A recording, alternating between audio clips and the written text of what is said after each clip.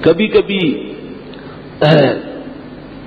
لوگوں کے مال میں تکلیف شروع ہو جاتی ہے، کاروبار بند ہونے لگتا ہے، روزگار کی کچھ نقصانات شروع ہو جاتے ہیں۔ حدیث شریف میں ہے کبھی اللہ مال لے لیتا ہے، جان چھوڑ دیتا ہے۔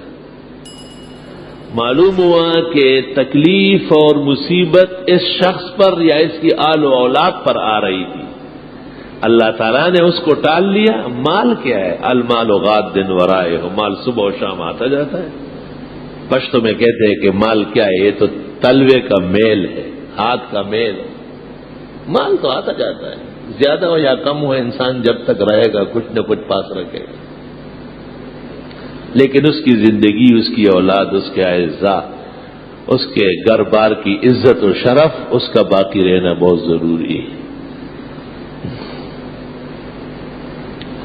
اس سے یہ مسئلہ پیدا ہوا کہ وقت بر وقت، وقت بر وقت کہو، وقت بے وقت مت کہو، وقت بر وقت مناسب اوقات میں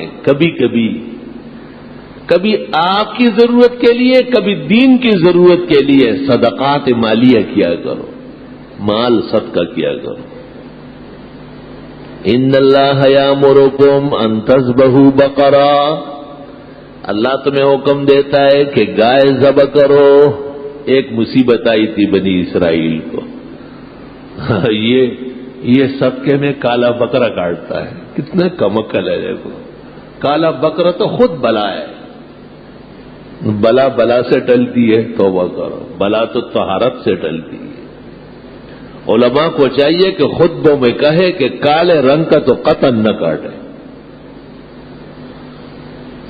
اور ان کا کیا، یہ تو نئے مکان جب بناتے ہیں تو بکرا ذبح کر کے اس کا خون بنیادوں میں ڈال لیتے ہیں۔ تو میں پوچھتا پہلے تو یوں ہو کہ خون پاک ہے یا پلید؟ تو گھر کی بنیادوں میں گھر کا خیر خواہ اور مالک خود کبھی نجاست ڈالتا ہے کہ آپ نے ڈالی؟ یہ پاک لوگوں کا کام تھا، یہ ناپاکوں کا کام کیا ہے آپ۔ اور آپ نے کس مقصد کے لیے ڈالا ہے؟ تاکہ اس گھر میں مصیبت و بلا نہ آئے، تو آپ نے تو اس کی بنیادوں میں خون ڈالا ہے۔ جب تک یہ مکان قائم رہے گا، اس میں خونی واقعات پیش آتے رہے، آپ نے تو یہ کوشش کی۔ بے عقلی اور بے علمی بڑی بڑی آفات پیدا کرتی ہے، بڑی بڑی تباہیاں مچا لیتی ہے۔ اہل عقل نے کہا ہے کہ یہ بھی عقل ہے کہ عقل والوں سے مشورہ کرے، یہ بھی علم ہے کہ علماء سے پوچھ کے آپ آگے بڑھیں۔